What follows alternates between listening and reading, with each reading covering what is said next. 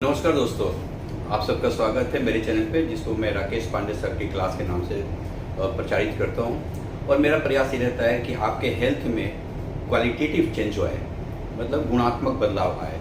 उसी सिलसिले में लाइफ स्टाइल चेंज की बात करता हूँ। और मैंने लास्ट एक दो वीडियोज़ में मैंने आपसे शेयर भी किया था कि केवल लाइफ स्टाइल में चेंज करके हम बहुत सारी बीमारियों को रोक सकते हैं, रोकथाम कर सकते हैं और उसके इलाज भी कर सकते हैं।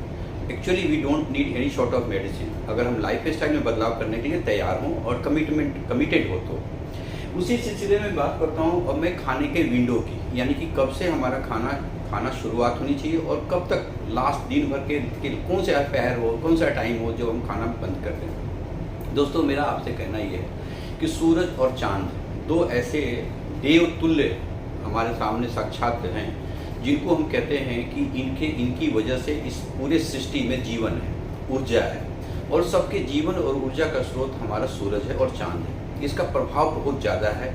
इसके बगैर हमारे जीवन के अंदर इसमें जरा सा भी चेंज अगर हो, सूत मात्र का भी चेंज हो, तो हमारी पूरी पृथ्वी खत्म हो सकती है। तो इसका मतलब ये हुआ कि पूरा जीवन हमारा चलता है चांद और सूरज से, खासकर सूरज से। सूरज हमारा जीवन का आधार है।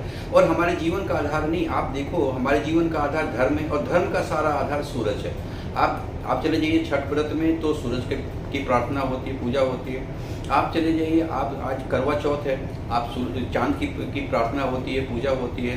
ईद मनाते हैं चांद को देखकर। आप यहूदी धर्म में चले जाइए, क्रिश्चियनिटी में चले जाइए, आप कहीं भी जाइए तो चांद और सूरज प्रत्यक्ष ब्रह्म। और हमारे शास्त्रों में भी चांद, सूरज और हवा को प्रत्यक्ष ब्रह्म कहा जाता है, क्योंकि और किसी ब्रह्म को और किसी देवी देवता को हमने देखा नहीं, सुना, केवल सुना है, देखा तो नहीं है। लेकिन ये तीन ऐसे चीज़ों को महसूस किया जा सकता है, देखा जा सकता है। इसलिए इसको पुराणों में हमारे प्रत्यक्ष ब्रह्म का उपाधि दी गई है, प्रत्यक्ष ब्रह्म इनको कहा गया है। इसलिए दोस्तों, इसीलिए इन तीनों का आप जाएंगे नॉर्थ ईस्ट में देखेंगे ना, तो डॉनी पॉली यानी कि चांद और सूरज को ही ब्रह्म माना जाता है, देवता माना जाता है। और कुछ किसी को जानते भी नहीं, किसी को बताते भी नहीं, और किसी को वो पूजा भी नहीं करते।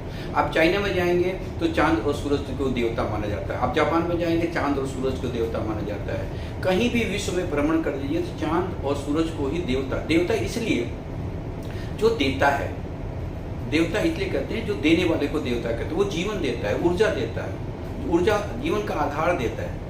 इस आधार से जब हम विमुख होते हैं, विचलित होते हैं, तो हम बीमार पड़ जाते हैं, शारीरिक रूप से, मानसिक रूप से और आध्यात्मिक रूप से। और आज इंसान जो सबसे बड़ा चैलेंज फेस कर रहा है, ये धरती सारे आफ्टर ऑल डेवलपमेंट्स, प्रोग्रेस, हमारी शारीरिक क्षमता, हमारी मानसिक क्षमता और हमारी आध्यात्मिक जो हेल्थ है वो धीरे धीरे कम हो रहा है। उसमें अगर हम थोड़ा सा भी सुधार लाना चाहते हैं तो उसमें एक चीज़ बदलाव करिए। क्लास नंबर 1, पहली क्लास में आपको बताता हूँ कि खाने का विंडो सूरज के हिसाब से शुरू। सूरज जब जगता है तब आप खाने की शुरुआत करिए, न उसके पहले, रात में नहीं। जैसे सूरज उगता है उसके बाद से आप खाने की शुरुआत आप कर सकते हैं। और जैसे ही सूरज शाम को ढलता है तो उसके बाद आप खाने के विंडो को शट डाउन कर दीजिए, यानी कि आपकी खिड़की खुलनी चाहिए खाने का सूरज के जगने के साथ, सनराइज के साथ, और सनसेट के साथ ही आप खाने पे विराम लगा दीजिए। अब खाना मत खाइए।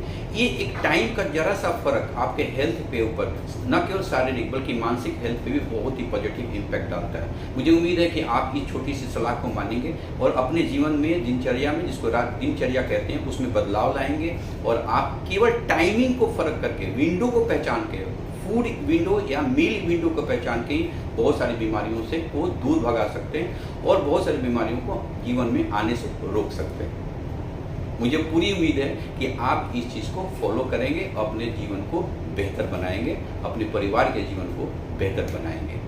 थैंक यू दोस्तों।